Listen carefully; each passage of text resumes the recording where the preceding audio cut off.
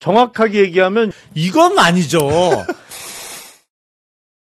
권성동 의원의 어제 출석하는 모습을 보면서 참 이거 뭐 자신감인가 아니면은 진짜 허장성세인가 이걸 아마 특검이 보면서 판단을 하고 있을 것 같은데 어떤 특검의 조사 결과가 나오게 될지 계속 한번 지켜보도록 하겠습니다. 자, 바로 이어가 보겠습니다. 김용남 전 의원 나와 있습니다. 안녕하십니까? 네, 안녕하세요. 네, 반갑습니다. 네. 네, 펜을 꺼내시는데 이게 그 펜은 아니죠? 그 어떤 이재명 대통령이 이제 방명록에 아유, 그거 지금 구하기 어렵죠. 난리 났다고 하더라고요. 예. 저도 보니까 저도 좀 탐이 나더라고요. 저 멋지다. 아니 그렇게 보니까 정말 좋아 보이더라고요. 근데 그게 사실은 이제 수제 펜이라는 거잖아요. 나무로 이렇게 깎아서 안에는 모나미 네임펜 심이 들어가 있고. 그래갖고 그 다음날 모나미가 상한가 쳤잖아요. 근데 아니 모나미 펜이 아닌데 그랬더니 그 방금 얘기한 대로 심이 모나미 거라 그러더라고. 그래서 맨 처음에 오를 때는 이게 국산이라서 한국산 뭐 이제 볼펜 만드는 곳이 주목받나 했는데 알고 봤더니 심이. 대단합니다. 그런 거 보면 주식시장이 참 대단해요. 그 심이 모나미 거라는 걸 어떻게 알았지? 귀신이야 귀신. 그렇게 참 우리 주식시장도 반응할 정도로 대단했던 한미 정상회담이었는데 어떻게 보셨어요? 한미 정상회담 쭉 보시면서 소회가 있으실 것 같은데요, 의원님? 일단 트럼프 대통령과의 정상회담은 별일 없이 끝나면 성공입니다. 워낙 돌발 변수가 맞아요. 많아서 뭔 얘기를 할지 모르니까 깜짝 놀랄 만한 뭐 어떤 대형 사고 없이 지나가면 일단 그거 자체가 성공이에요. 그거 자체가 성공인데 사실은 회담 전에 이루어진 일은 다들 뭐 걱정을 많이 했잖아요. 3시간 전에 그 이상한 SNS에 글이 올라와서 숙청 혁명 글이 올라갖고 걱정을 많이 했는데 정상회담을 통해서 뭐 오해가 풀렸다고까지 얘기를 하고 트럼프 대통령이 스마트하다, 이재명 대통령 스마트해서 그러니까 매우 잘 끝난 거죠. 그리고 상호 관세 관련해서는 뭐 앞으로 협상은 더 없다. 그러니까 우리는 15% 상호 관세는 그냥 정해진 것이고 트럼프가 얘기를 해줬어요. 다만 품목 관세 관련해서 조금 더 건드릴 가능성은 항상 남아 있죠. 트럼프 대통령은 항상 예측 가능성이 매우 떨어지는 인물이니까. 그거는 뭐 우리가 어떤 미국에게 안 좋은 이미지를 심어줬다는 거는 전혀 아니니까 일단은 앞으로 그런 문제가 생기더라도 잘 풀어가야 될 것이고. 결국에는 3,500억 불 펀드 관련해서 그게 문서화를 할 거냐, 그리고 문서화를 만약에 한다고 하면 구체적으로 어떤 내용이 정해질 거냐, 그게 제가 보기엔 제일 큰 관건이에요. 그래요. 이제 구체적으로 또 어떤 논의 과정이 있겠느냐라는 걸 좀 봐야 될 것 같고, 그러니까 트럼프 대통령의 SNS 글 때문에 또 한바탕 난리가 나지 않습니까? 특히 이제 국민의힘 쪽 김문수 당시 후보라든가 뭐 나경원, 주진우 의원 여러 가지 비판을 했어요. 봐라, 트럼프 대통령이 지금 대한민국 상황이 어떤 상황인지 알고 있다. 이런 식으로 뭐 사실 뭐 축보를 터뜨린 그런 모습이었는데 나중에 김이 많이 빠졌을 것 같습니다. 아니 사실은 그 본인이 하는 트루스 소셜의 글도 그렇지만 직접 언급한 게 그 교회에 대한 압수수색 얘기를 했고 미군 기지를 털었다. 정확하게 얘기하면 미군 기지 안에 있는 우리 군의 공군 작전사령부의 압수수색을 나갔던 건데, 그러니까 제가 보기엔 그거를 섞어서 사실은 누가 트럼프 대통령 뒤에다 대고 속삭이는 사람이 분명히 있어요. 저거를 어떻게 알아? 미국 대통령이. 그렇죠. 그렇잖아요. 미국 국무부에서 저걸 정식 보건 문건에 넣었을까요? 그렇지 않았을 것 같아요. 그러니까 뭐 한국 교회 중에 뭐 한두 개 압수수색 당한 거를 미국 국무부에서 대통령 보고사항으로 넣는다고? 그건 생각하기 어렵죠. 그러니까 제가 보기엔 공식 보고 라인이 아닌 그야말로 귀에다 대고 속삭이는 사람이 분명히 누군가 있어요. 극우의 속삭임처럼. 그러니까 마가와 연결돼 있는 그러니까 단편적인 그런 얘기를 듣고 또 트럼프 대통령 바로바로 이렇게 반응을 하잖아요. 이제 소셜 미디어에 올리고 뭐 말도 그렇죠. 하고 그러니까 네. 다만 공식적인 회담을 통해서 많이 해소가 된 거는 틀림없어 보입니다. 근데 리스크는 상존해요. 제가 보기엔 네. 저 정도 얘기를 할 정도면 무척 가까운 사람이에요. 그래서 뭐 강훈식 비서실장도 날아가서 수지 바이스 비서실장 만나가지고 이렇게 이제 맞춰서도 그걸 풀어내고 역할되고 한 라인도 만들었다고 하니까 계속 우리 신경을 써야겠네요. 잘못된 정보가 리스크 관리해야 돼요. 안 들어가게 관리를 해야 된다. 그래요. 근데 뭐 그게 오해가 풀렸다고 했고 잘 되고 하니까 뭐 트럼프도 좌파였다. 뭐 항공모함 언제 보내주냐 뭐 이런 얘기를 계속 하는데. 아니 그 다음부터 나오는 게 트럼프가 원래 친중이었다 뭐 이런 얘기까지 나오잖아요. 그러니까 시진핑 얘기하면 뭐 만난다 이러니까 그렇네요.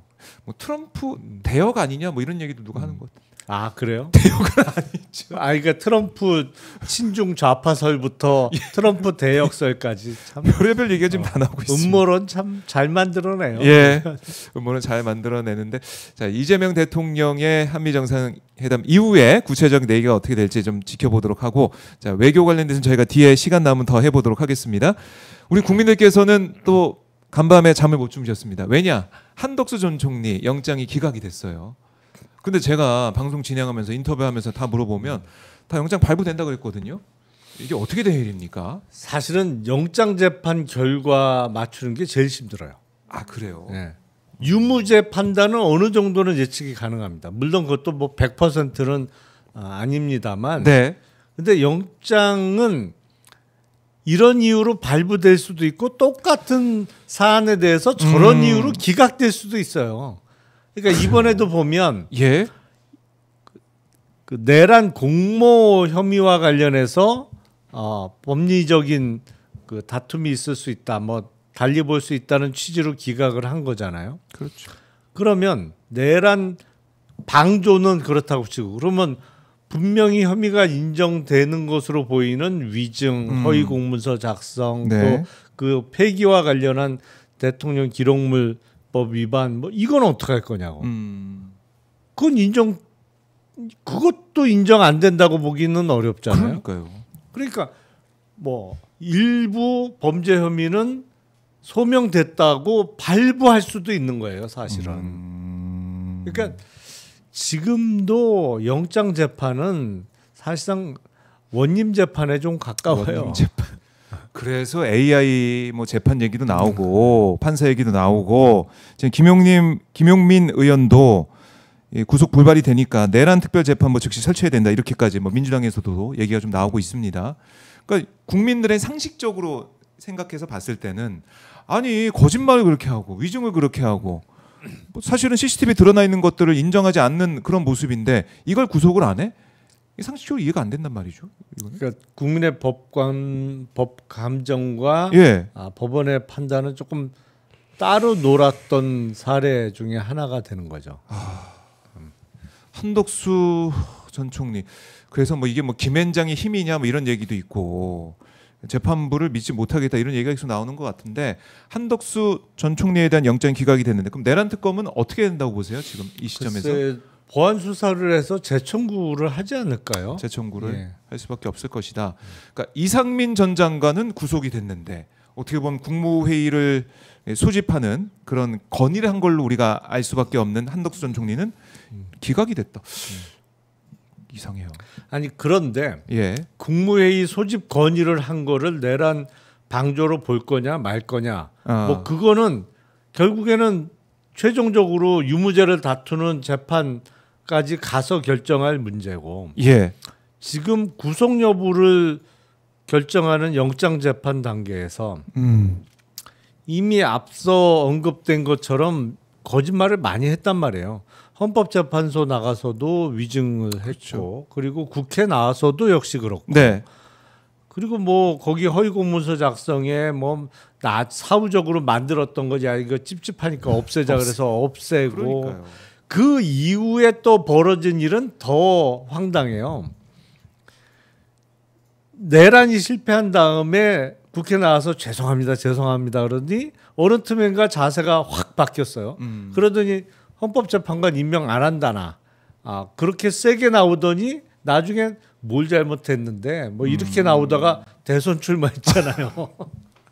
네. 그러니까 국민들 나도 호남 사람입니다. 예, 국민들께서 보시기에는 황당한 거지 이게. 그게 매우 국민적 미운털이 박혀 있는 거예요. 왜냐면 그럴 만하죠. 그럼요. 예. 그런 사람인데. 근데 구속이 안 되니까 더 열받는 거지. 어제 이 뉴스 속보 보시고 다들 깜짝 놀라셨다고 하더라고요. 어떻게 이렇게 구속기가 말이 되냐. 그리고 우리 리우님께서는 유인촌 전화, 추경호 전화 이거 내라 막은 거냐 이렇게 대묻고 계세요. 이런 전화까지 했는데. 그렇죠. 그리고 그 한예총이 실제로 폐쇄가 됐고 여러 가지 면에서 글쎄 사안의 중대성이라는 측면에서 네. 물론 이걸 내란 방조로 볼 거냐?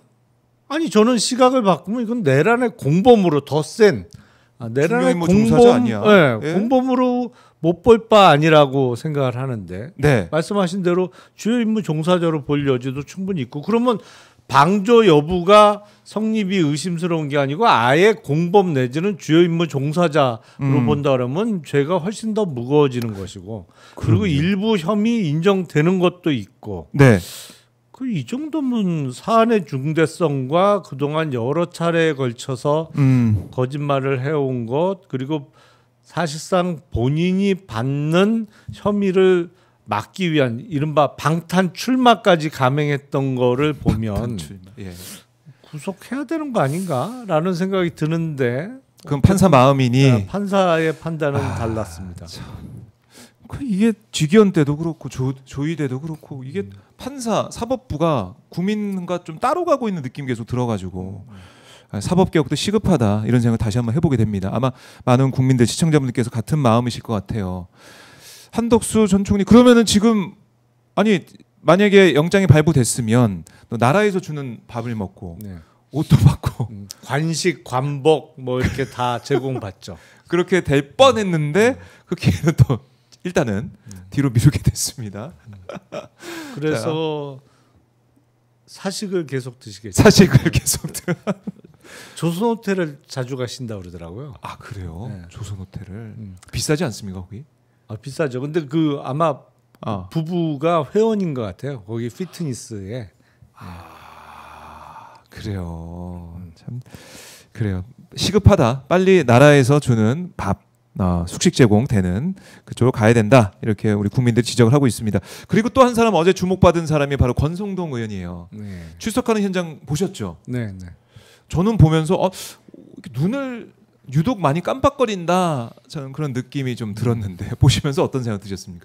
여러 가지 주장을 하고 들어갔습니다. 근데 통상 정치인들이 어떤 저런 부패 스캔들과 관련해서 수사기관에 출석할 때는 다 본인의 무고함, 무죄를 주장을 하죠. 근데 나중에 재판 결과는 그와는 달리 뭐 유죄로 인정되는 경우가 대부분이니까요. 네. 사법 절차가 진행이 될 텐데 중요한 거는 특검에서 구속영장을 청구할 거냐, 그리고 청구하면 언제쯤 청구할 거냐. 근데 저는 조만간 청구하지 않을까 싶은데요. 네.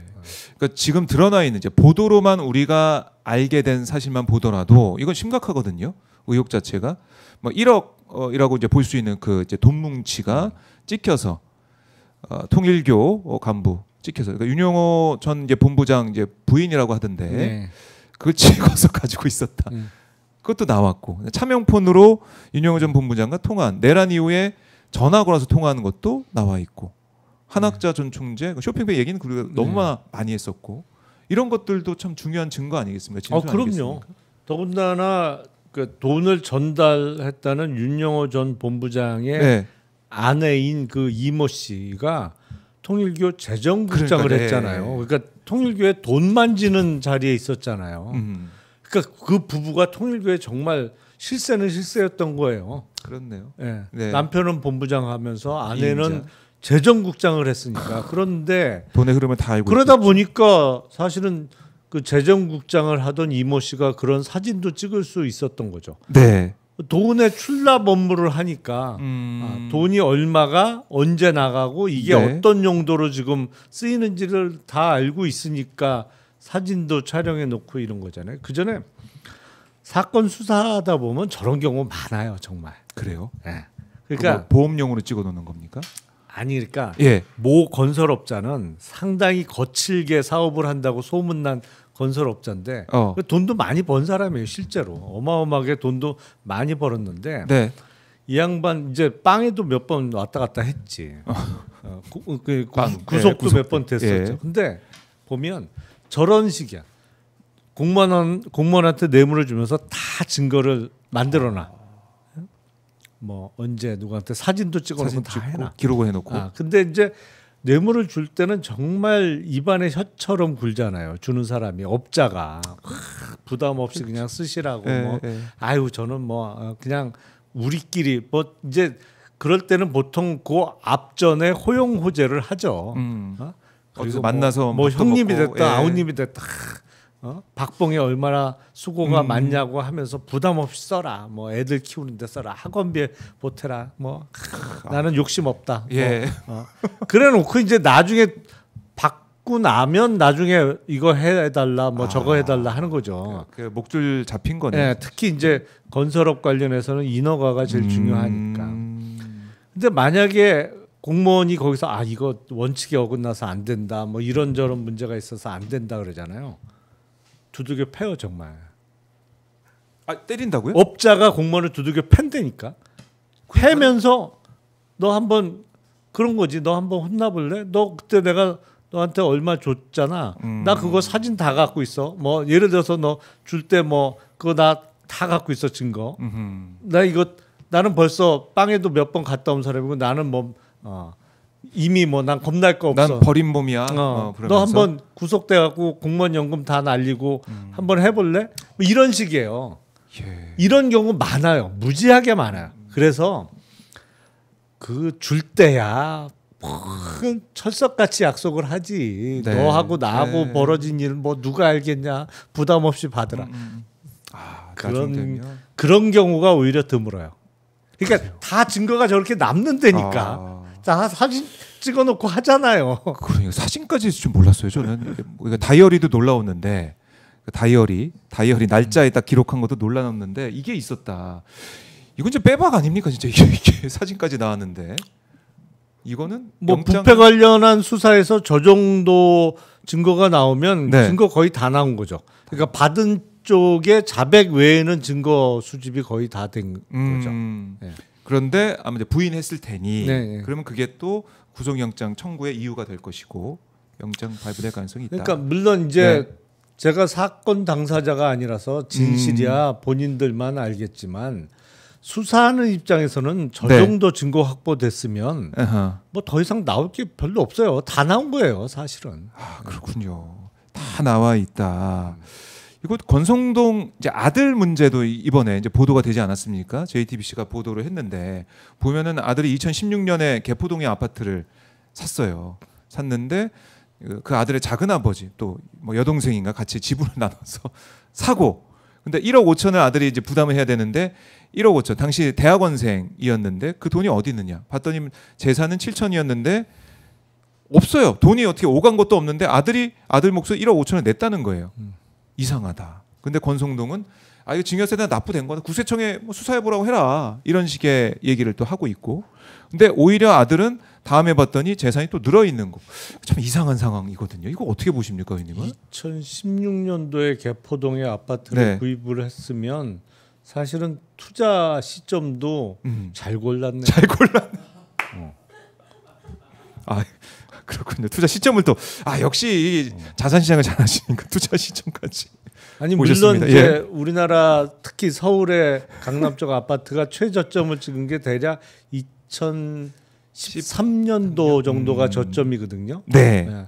그러니까 12, 13, 14년도에 샀으면 거의 최저점에서 산 거예요. 바닥에서 산 거고. 최근 한 10여 년 동안은. 네. 근데 뭐 16년은 개포동은 더군다나 재건축이 아주 활발하게 이루어졌잖아요. 그렇죠. 제 기억에 2016년도 정도면 기존의 개포동 쪽에 그 많던 그 뭐 5층짜리, 4층짜리 주공 아파트가 막 철거를 준비하거나 철거에 막 들어갔었을 시점 아닌가 싶어요. 네. 철거가 막 진행될 그 무렵 같은데요. 2016년도면. 잘 들어갔다. 아, 지금 그때 2016년 10월에 12억 4,500. 근데 지금은 시세가 33억이 넘는다고 또 하더라고 이게. 그러니까 3배 가까이 오른 거잖아요. 그래서 이게 과연 대학원생 아들이 무슨 돈이 있어서 했겠냐. 뭐 증여세 1원도 한 푼 안 깎고 국세청에다 들어가 있다. 이렇게까지 권성동 의원은 얘기를 했는데 아들 예금 계좌에 돈이 오간 기록 이거 좀 보여달라고 했더니 여기서는 또 증빙자료 요청에는 응하지 않았고. 그게 얘기가 깔끔하게 해명이 되려면 네. 사실은 당시 기준으로는 성인 자녀에 대해서 증여세 면세액이 3천만 원이에요. 지금은 이제 5천만 원으로 올렸습니다만, 그러니까 지금 차액이 거의 8천만 원이 비는 거잖아요. 기존에 뭐 7천만 원 있었다고 하더라도 7천만 원은 그냥 그 전에 뭐 어떻게 형성이 됐다고 하더라도 네. 그 비는 금액과 관련해서 3천만 원은 훨씬 넘는 돈이니까 네. 그 금액에 대한 증여세 신고한 게 있다고 하면 해명 되겠죠. 하지만 그게 전혀 제출이 안 된다고 하면 네. 그 해명 안 된다고 봐야 되는 거죠. 그러니까 이것도 어떻게 정리가 되고 또 이제 조사 수사가 될 것이냐 이것도 좀 궁금합니다. 시민사회에서도 이것도 이제 문제가 있다라고 얘기를 했기 때문에 보도까지 나왔는데요. 한번 봐야 될 것 같고, 자 지금 김건희는 구속 기소 전, 그러니까 기소 전에 마지막 소환 조사를 이제 받고 있습니다. 제가 들어가는 모습도 여러분과 함께 지켜봤는데, 뭐 이제 기소 전에 그냥 한 번 더 부른다 그 의미죠? 그렇죠. 사실은 어저께 소환을 했는데 몸이 아프다는 핑계로 어제는 안 나왔어요. 이제 오늘 출석하는 건데 거의 예상대로 지금 행동하고 있어요. 제가 그 수요일 출석 요구에는 응하지 않을 거다. 몸이 아프다고 그래서. 네. 그래서 어차피 구속 만기가 얼마 안 남았기 때문에 한 번 정도만 더 나가면 되는데 아마 뭐 구속 만기에 쫓겨서 그 특검이 빨리 조사를 마무리하도록 그러니까 수요일 날 나가도 조금 여유가 있는데 수요일 날은 안 나갈 것 같다. 그래도 이제 역시 예상대로 오늘은 출석을 해서 뭐 진술 거부권 행사할 거고 특검도 기소하려면 내일은 기소해야 되잖아요. 그렇죠. 그러니까 오늘 밤늦게까지 조사하기도 어려워요. 왜냐면 이제 서류 꾸며서 공소장도 써야 되고 그렇네요. 시간이 필요하잖아요. 그러니까 오늘도 뭐 그렇게 늦게까지 조사할 수는 없거든요. 그러니까 그런 거 다 알고 어제가 아닌 오늘 출석하는 거죠. 그렇네요. 그것도 따져봤을 것이다. 지금 뭐 김건희 쪽에서는 김건희가 이제 눈에 초점이 없다. 그리고 극도로 쇠약해져서 올해 뭐 조사 받을 수도 없다 이런 얘기를 하더라고요. 건강에. 그 극도로 쇠약해졌다는 얘기는 벌써 한 8개월째 듣는 것 같은데. 그렇네. 생각해 보세요. 작년 12월 3일 비상계엄 터지고 나서 김건희 건강과 관련해서는 매번 기회 있을 때마다 그쪽 얘기는 극도로 쇠약하다. 뭐 밥도 전혀 못 먹는다. 뭐 계속 그 8개월을 그러고 살 수 있나? 근데 얼굴은 좋아 보이고 그때 소환 조사 받을 때 보니까 얼굴은 좋아 보이던데 어쨌든 건강 안 좋다는 얘기는 계속 하고 있는 상황인데 오늘 이제 들어가는 모습을 저희가 다시 한번 보여드리고 있습니다. 김건희가 들어가는 호송차 역시 뭐 진하게 썬팅이 돼 있고 그런 상황이라서 안에는 보이지 않고 지하도 비공개가 돼 있습니다. 근데 이렇게 김건희 부르고 또 이제 건진법사 구속이 됐고 뭐 통일교 관련해서 건진법사 그쪽 통해서 아니면은 권성동을 통해서 통일교 쪽을 계속 이제 파고 있는 것인데 이게 통일교 얘기 하나하나 보면은 김기현 대표 얘기도 나온단 말이죠. 김기현 대표가 당선될 때 그때 최고위원 뭐 누구 당선시키냐 그 오더를 받아서 통일교가 움직인 게 아니냐 의혹이 있고 그러다 보니까 비례대표 준다고 하지 않았냐 챙겨달라 이런 얘기하는 것도 있고 이게 결국 김건희랑 연결되어 있는 의혹 아니겠습니까? 그렇죠. 네, 공천 개입 의혹도까지 나오고 있고 이거는 김기현 대표나 다른 사람들도 소환 조사 받을 가능성이 있는 겁니까? 어떻습니까? 당장은 아닐 것 같고요. 일단 그거를 그 부분과 관련해서 소환 조사를 하려면 국민의힘 당원 명부가 확보가 돼야 되겠죠. 그래서 그게 김건희 특검이 계속해서 네. 영장 재청구한다 이런 얘기도 하고. 그렇죠. 그게 돼야 통일교 쪽에서 집단적으로 조직적으로 입당을 언제쯤 어떻게 몇 명이나 했는지를 들여다볼 수 있는 거고 그래야 이제 그 다음에 김기현 대표 소환 그리고 작년 총선에서 정말 통일교 쪽에서 밀어넣은 비례대표 국회의원이 있느냐 한 명 정도는 있지 않을까라는 생각도 드는데 사실은 그 상식적으로 합리적으로 의심할 수 있는 부분이죠. 이게 정말 알 수 없어요. 제가 과거에 이 종교 집단 종교 단체와 관련한 수사를 한 적이 있었는데 그때 뭐 통일교보다 훨씬 세가 좀 작은 종교 집단이었는데 그래도 그때는 왕성하게 막 교세를 늘리던 곳이었어요. 네. 그걸 수사하는데 이른바 백이 들어오는데 깜짝깜짝 놀랄 정도의 아니 저 사람이 왜? 뭐 이런데 와, 이 종교 집단의 힘이라는 게 아니 그래서 저 사람이 신도였어? 막 이게 깜짝깜짝 놀랄 일들이 생겨요. 근데 통일교 정도 교세면 진짜 생각지도 않았던 사람이 신도일 가능성도 있고 실제로는 그거 일일이 확인하기 어렵잖아요. 그렇죠. 종교 문제니까. 거기다가 아니면 통일교와 깊숙이 수십 년째 관련을 맺은 인물일 수도 있고 그 깜짝 놀랄 일이 많아요. 그래요. 그러면은 이번에 지금 우리가 지금 보고 있지만은 국민의힘 얼마나 많은 또 통일교 뭐 신천지 얘기도 저번에 나왔었지만 그런 세력들이 들어가 있느냐 이걸 보다 보면 우리 국민들이 놀랄 만한 일들 뭐 지금 이제 윤석열 김건희 의혹까지 가 있지만은 또 누구 이름이 나오게 될지는 또 알 수가 없고. 근데 종교 단체가 정말 힘이 셉니다. 겪어보면 정말 힘이 세요. 집단이기 때문에 이제 표도 그렇고 아니 표도 표지만 알게 모르게 뒤에서 움직이는 힘이라는 게 엄청 세요. 제가 그때 그거 수사하다가 날라갔어요. 그러셨어요? 갑자기 뭐 인사이동 나갔고 딴 데로 날라갔어요.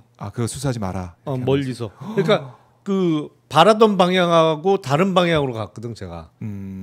그래서 이쪽 잡아 넣겠다고 했다가 영장 청구도 못 해보고 갑자기 인사 나갔고 날라갔어요. 그 힘 세요 진짜로. 그래요. 이게 참 이 특검 수사도 만만치가 않겠네요. 이런 거 보면은.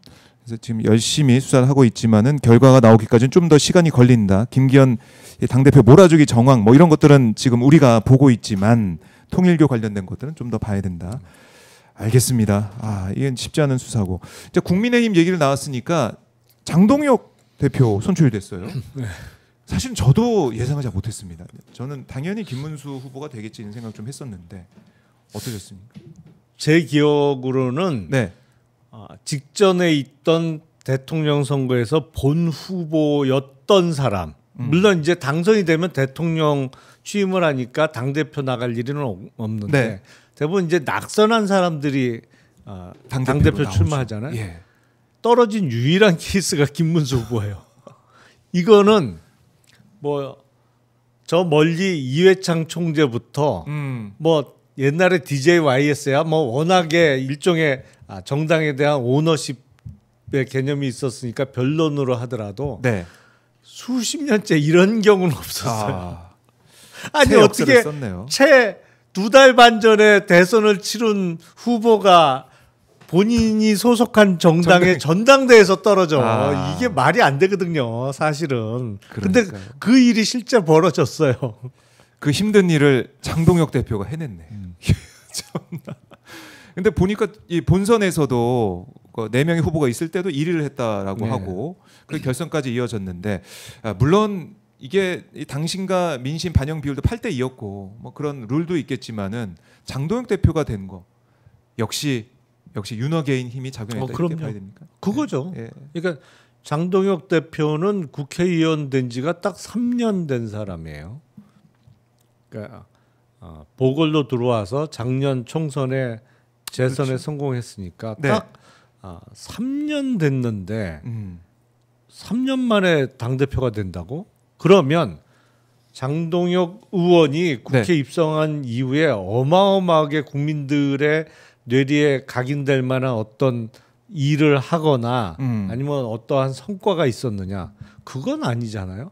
그렇죠. 그거 기억나는 게 불과 몇 달 전까지만 해도 장동혁 이름을 몰랐어요. 대부분. 그러니까 장동혁 하면은 그냥 뭐 한동훈 개, 친한 개 뭐 이렇게만 생각하고. 그러니까 그때 한동훈 대표 시절에 사무총장에 임명이 되면서 그러니까 초선인데 그것도 국회의원 뭐 갓 1년 한 상태에서 사무총장에 임명이 되면서 언론에 네네. 조금 보도가 됐을 뿐이지. 맞아요. 뭐 널리 전국적 인지도가 있던 인물이 아니란 말이에요. 근데 이런 정치인이 갑자기 그래도 100석이 넘는 정당의 당대표가 됐어요. 그 힘이 어디서 나왔느냐? 본인 능력이냐? 아하. 그냥 친윤에 업혀간 거죠. 친윤에 업혀간 거다. 그러니까 언더찐윤 얘기 우리가 그동안 그렇죠. 많이 해왔는데 언더찐윤이 그냥 앞에 세운 그런 당대표 아니냐 이런 생각을 많이 하게 되는 것 같습니다. 그러니까 전환길 한동훈 전환길 뭐 이번에 그래 평가가 한동훈이 전환길한테 졌다. 뭐 싸움이 안 된다. 뭐 이런 평가도 나오던데. 한동훈 전 대표가 오히려 도와줬죠. 결선 투표 앞두고 예. 김문수 후보를 응원한다는 취지에서 올린 글이 차악을 선택해 달라는 거잖아요. 졸지에 김문수 후보는 어쨌든 한동훈 전 대표로부터도 악은 악이야, 차악이야. 차악이 됐고 네. 장동혁 후보는 최악이 그렇죠. 된 그런 건데. 셈이 됐죠. 아니 그거 보고 그래 김문수 후보 차악인데 내가 뽑아줘야지라고 생각이 들겠어요. 당원들 입장에서. 당원들 입장에서는 에라이 시그서 그러니까 한동훈 대표 하는 거 꼴보기 싫어서라도 내가 오히려 거꾸로 저 장동혁 후보 뽑겠다라고 마음먹은 당원 숫자가 더 많을 것 같아요. 오히려 역효과를 냈다. 도와줬죠. 도와줬어. 예. 그러니까 그런 거 보면은 한동훈의 세력, 그러니까 이른바 친한계의 힘이 얼마 안 된다 이런 생각도 할 수 있고요. 당에서는. 아니 저는 한동훈 대표 시절부터 그 얘기를 자주 했어요. 네. 친한계 그러는데 친한계가 실체가 있냐? 내가 보기에는 없는 것 같은데 실체가. 아니 기본적으로 이 여의도 국회는요. 그런 말이 있잖아요. 원숭이는 나무에서 떨어져도 원숭이지만 의원은 선거에서 떨어지면 사람도 아니다. 이런 말이 있거든요. 실제로 그래요. 대우가. 그러니까 친한계라고 언급되는 인사 중에 현역 의원이 불과 몇 명 안 돼. 근데 그 현역 의원도 대부분 뭐 비례대표죠? 아니 비례대표가 대부분인 것도 있지만 지역구 의원도 예를 들어서 장동혁 의원도 사무총장까지 시켜줬는데 저쪽으로 가버렸죠. 본인의 어떤 존재감을 틈만 나면 더 부각시켰고 이른바 계파 보스를 앞세우기보다는 본인을 더 앞세웠고 조경태 의원도 야 내가 왜 친한계 조경태냐 조경태계 한동훈이지 뭐 이런 비슷한 얘기를 전당대에 출마하면서도 했던 거로 제가 기억하거든요. 물론 정치적으로 보면 조경태 의원은 6선이에요. 그렇죠. 한동훈 전 대표는 0선이고 조경태 의원이 그렇게 얘기하는 것도 무리가 아니에요. 근데 그러면 그건 계파가 아닌 거지. 기본적으로 정치적인 계파라고 볼 수가 없는 거죠.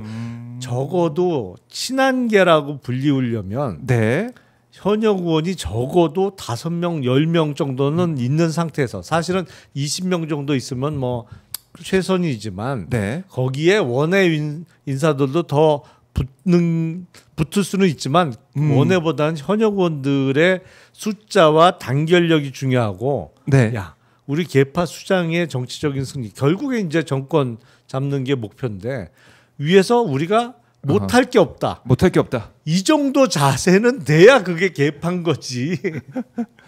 그렇네요. 그러니까 이게 실체가 없었던 이른바 친한계 아니면 그러니까 언론에서 쓰면 안 되겠네요. 친한계 이런 얘기를 이제. 저는 그 대표 시절부터 친한계는 내가 보기에 실체가 없어 보이는데라는 얘기를 자주 했었어요.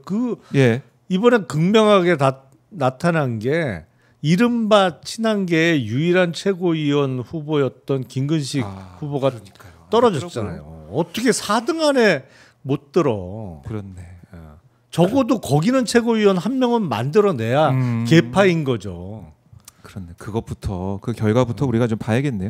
그러니까 전환길에 정말 이 어깨가 막 이렇게 올라갔어요, 진짜. 뭐 김문수 정계 은퇴하라 그러고 내 뒤에 윤석열, 김건희가 있다, 뭐 이렇게 얘기를 하고 막 이러고 있습니다. 그래서 지명직 최고위원 전환길이 되느냐 안 되느냐 이것도 이제 언론의 관심이거든요. 이 전환길 당이 돼버린 것 같은 느낌도 들고. 뭐 전환길 뒤에 윤석열, 김건희가 있다 보니까 그런 건데 이제 말을 좀 네. 바꿔 탄 거잖아요. 윤건희 입장에서는 이제 이른바 최근에 라이징 스타로 부각된 그쪽 세계에서 라이징 스타로 부각된 네. 전환길과 손을 잡는 거고 또 정광훈 이런 사람들은 좀 뒷방으로 밀려나는 추세고 뭐 이렇게 되는 건데 참 볼수록 점입가경이에요. 어디까지 갈지 이게. 그럼 국민의힘이 그러니까 정청래 대표도 이제 장동혁 선출에 대해서 여러 가지 비판을 하기도 했지만은 국민의힘의 미래, 국민의힘이 어떻게 될까? 장동혁 대표 선출로 어떻게 좀 전망하십니까? 그냥 지금과 비슷하게 굴러가겠죠. 일단은 총선이 오래 남아 있으니. 네. 아니 그리고 저는 분당 가능성은 극히 낮게 봅니다. 분당. 예. 아니 이렇게까지 윤어게인 당이 됐는데 네. 합리적인 보수, 그러니까 국민들의 목소리에 귀를 기울이는 사람들은 또 거기에 있기 힘들지 않을까 이런 얘기도. 아니 있기는 힘들죠. 예. 근데 분당을 결행할 만한 90점이 될 만한 인물이 없어요. 90점이 있어야 돼요. 안철수는 어떻습니까? 안철수. 안철수 의원은 뭘 또 나가요. 안철수 의원은 탈당 안 할 거예요. 예, 당을 지킨다. 예. 또 안 나가고. 아니 그러니까 나갈 만한 사람이 안 보여요. 왜냐하면 적어도 현역 의원 몇 사람 정도는 나가줘야 그래서 정당을 만들어야 현역 의원 중심으로 지급되는 국가 보조금도 좀 받고 그래야 당직자 월급도 줄 수 있는 거고 뭐 이렇게 당을 꾸려갈 수가 있는데 현역 의원 누가 탈당을 하겠느냐. 제가 보기엔 나가라 하겠죠. 장동혁 대표 쪽 뭐 특히 이번에 뽑힌 최고위원 일부라든지 이런 사람들은 나가라고 막 할 거예요. 그럴 것 하지만 나가겠느냐? 안 나가죠. 안 나가면 쫓아낼 방법은 있느냐? 현역 의원을 어떻게 쫓아내요? 그렇죠. 그러면 그냥 맨날 지지고 볶고 그런 상태로 있는 거야. 그러면서 이른바 친윤계가 아닌 뭐 조경태 의원이나 안철수 의원이나 이런 사람들은 내년 지방선거까지만 내가 참자. 지방선거 결과 딱 나오는 순간에 결과 갖고 그럴 거 아니에요. 대표 책임지고 물러나라는 뭐 얘기 나올 거고. 그래서 그때 밀어내기 한판 하면 된다라고 계산을 하겠죠. 내년 지방선거 불과 몇 달 남았어요. 10달도 안 남았는데 그렇네요. 이제 얼추 9달밖에 안 남은 건데 그렇게 굴러가겠죠. 그 시점을 맞아요. 사실 지금 뭐 큰 선거가 바로 코앞에 있는 게 아니기 때문에 내년 지방선거까지는 얼마 남지도 않았고 일단 국회의원 선거가 없잖아요. 국회의원 선거 없는 게 사실은 국민의힘이 지금 이 모습을 보이는 가장 큰 이유가 아닌가 이런 생각도 듭니다. 국민의힘 상황 글쎄요. 우리 국민들이 또 이 모습을 좀 언제까지 봐야 되느냐. 국민의힘이 정말 제대로 된 정당의 역할을 할 수 있겠느냐 이런 우려를 가지고 계신데 또 이번에 수사 대상에도 뭐 여러 명이 이제 올라가게 될 것 같으니 추경호 전 원내대표는 뭐 소환을 피할 수 없을 것 같고요. 가서 조사받고 거기에 대한 특검의 판단도 있을 테니까 지켜봐야 된다. 알겠습니다. 지금 속보가 들어왔는데요. 한국은행이 금리 오늘 결정을 했습니다. 동결을 했나요?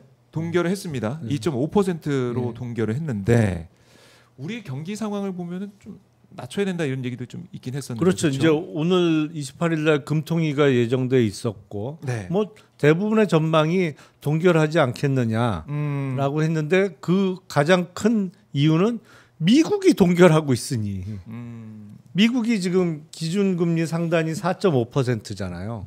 그럼 우리하고 2%가 벌어진 거란 말이에요. 이게 역대 최다 차이예요.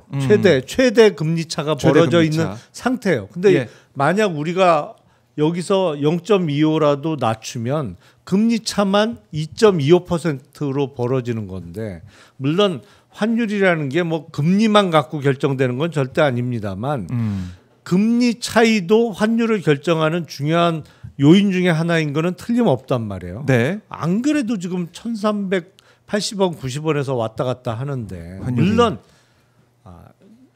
그 탄핵 직후나 뭐 올 봄보다는 조금 내려오긴 했죠. 1,400원 밑으로. 네. 그때는 1,400 위로 훌쩍 넘어갔었긴 합니다만 1,390원도 사실은 고환율이죠. 우리 그냥 달러당 1,000원으로 계산할 때가 있었는데 그게 그시절. 좀 올라와서 뭐 달러당 1,100원 계산하다가 1,150원 계산하다가 윤석열 정부 들어서 그냥 훌쩍 뛰어갖고 계속 1,300원 위에서만 놀고 있는 거잖아요. 맞아요. 그러니까 물론 수출 기업에게는 고환율이 유리할 수도 있습니다만 국민 전반에 끼치는 어떤 물가라든지 영향에서는 이렇게 고환율 여기서 더 올라가는 건 그러니까 원화 값이 더 싸지고 달러 값이 더 비싸지는 거는 네. 절대로 바람직스럽지 않아요. 그런 고민이 가장 컸을 겁니다. 그리고 무엇보다도 그 금리를 낮추면 제일 먼저 움직일 수 있는 게 부동산 가격인데 물론 지금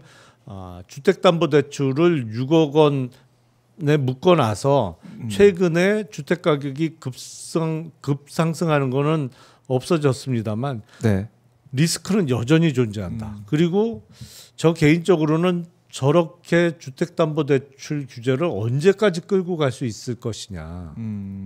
사실은 지금 서울에 네. 그 중위권 아파트 가격이 6억 원보다 훨씬 높잖아요. 그렇죠. 예, 예. 훨씬 높죠. 예. 그런데 대출을 6억 원으로 묶어 놓는다는 거는 사실은 웬만한 중위권에 해당하는 아파트를 장만하려는 사람들의 가능성을 막아놓는 거잖아요. 네. 예를 들어서 중위권 아파트 가격이 뭐 한 11, 2억 된다고 하면 대출이 6억 원밖에 안 되면 거의 6억 원을 자기 돈을 갖고 있어야만 구입할 수 있다는 얘기인데 그래서 여전히 부동산 가격 상승의 리스크가 존재하기 때문에 네. 금통위원들이 그 부분도 고민을 많이 했을 겁니다.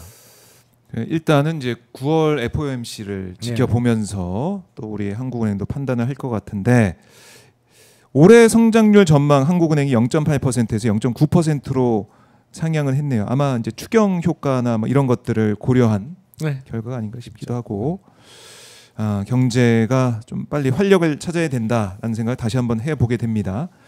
그리고 이제 상법 개정안이 일단 뭐 통과가 됐기 때문에 일단 외국인 투자자들 볼 때는 코스피 5천 그쪽으로 가는 것 같은데 근데 우리가 계속 말하는 게 있죠. 그 양도세. 그 대주주 기준 배당 관련된 그 배당 소득 분리과세율이 어떻게 될 거냐. 그러니까 사실은 2000한 4,500까지 떨어졌던 코스피 지수가 지금 3,200선 전으로 올라온 것은 물론 이제 이 탄핵이 되고 그래서 정치적인 그 불확실성이 제거가 될 것이 거의 확실해지면서부터 이제 올라간 것이고 이재명 대통령의 당선 가능성이 높아지고 실제로 당선이 이루어진 다음에 정책 이슈로 쭉 끌고 왔던 거잖아요. 우리나라의 뭐 기업의 경쟁력이 확 높아져서 주가가 오른 건 아니고 정책 이슈였는데 그게 최근에 대주주 요건 강화와 배당소득 분리과세율 과 관련해서 한풀 꺾인 것도 또 틀림없는 사실이에요. 그래서 갈팡질팡하다가 이제 2차 상법 개정이 이루어지면서 정책의 방향성은 어느 정도 확실해졌다라고 해서 이제 모호성이 조금씩 거치고 있는 과정인데 제가 보기엔요. 정말 코스피 5천을 찍으려면 뭐 여러 가지 세율과 관련한 그것도 중요합니다만 우리나라만의 아주 독특한 그리고 아주 수십 년 동안 계속되어 온 고질병이 있어요. 뭐요? 정권이 5년마다 바뀌잖아요. 물론 윤석열 정권처럼 3년 만에 끝난 정권도 있습니다만 통상은 5년마다 정권도 바뀐단 말이에요. 근데 우리나라 모든 언론 논조나 심지어 경제부처의 고위직 관료들의 발언을 종합해 보면 정권은 5년마다 바뀌어도 경영권은 절대 바뀌면 안 돼. 경영권은 완전 신성 불가침이야. 이거는 50년, 100년 동안 위협받으면 안 되고 바뀌어서는 절대 안 되는 권리라고 생각을 해요. 네. 그게 의외로 세요. 그래서 우리나라에서는 아주 뭐 껍데기만 남아 있는 이른바 코스닥의 빈 껍데기 쉘로 취급받는 그런 종목 빼고는 제대로 된 적대적 M&A가 성공한 적이 없어요. 그렇네요. 그런 거. 근데 적대적 M&A가 절대로 나쁜 게 아닙니다, 이게. 근데 적대적 M&A 적대적이라고 붙으니까 나빠 보이고. 우리나라 말로는 약간 예. 적대적부터 시작하니까 어감이 그래서 그런지. 예. 그리고 경제 관료들도 대단히 잘못된 생각을 갖고 있어요. 경제 관료의 중요한 책무 중에 하나가 상장 기업, 특히 대기업, 재벌 기업의 경영권 수호가 책무라고 생각하는 경제 관료들이 많아 보여요. 기재부 관료 얘기를 우리가 많이 하죠. 예. 아니 경영권은요 얼마든지 바뀔 수 있는 거고 능력이 안 된다고 판단하면 주주들이 바꿔야 되는 겁니다. 그거는 세상에 뭐 정씨로 태어나면 100년 동안 계속 경영하고 뭐 구씨가 100년에 그런 법이 어디 있어요 세상에. 그러니까 세계적인 기업들을 보면은 그거 없잖아요. 다 전문 경영인들이 회사를 잘 그럼요. 바꿔 나가고 키워 나가고 주주로 남는 거죠. 예, 주주로 남게 됩니다. 이 창립자, 예. 파운더의 그 집안은 주주로 남는 거지. 그 집안이 그 패밀리에서 자자손손 뭐 손자의 증손자까지 회장하라는 법이 어디 있어요. 그거부터 그 길부터 좀 여는 게 좀 필요하고. 근데 그게 이루어지면 코스피 5천 갈 수 있는데 지금과 같이 뭐 경제 관료를 포함해서 그냥 그 이른바 사회 그 주요 세력들이 다 경영권 방어에 도와주는 형국이면 절대로 코스피는 5천 못 갑니다. 그래요. 근본적인 문제를 말씀해 주셨네요. 예, 법도 법이지만은 근본적인 패러다임 전환이 있어야 된다. 따끔하게 말씀해 주셨습니다. 알겠습니다. 이것도 이제 이재명 정부에서 아마 주의 깊게 듣고 판단을 하면서 바꿔 나올 것 같습니다. 김용남 의원과 현안들 하나하나 경제 현안까지 짚어봤습니다. 의원님 고생 많으셨고요. 다음 주에도 뵙겠습니다. 고맙습니다. 네, 감사합니다. 네, 감사합니다.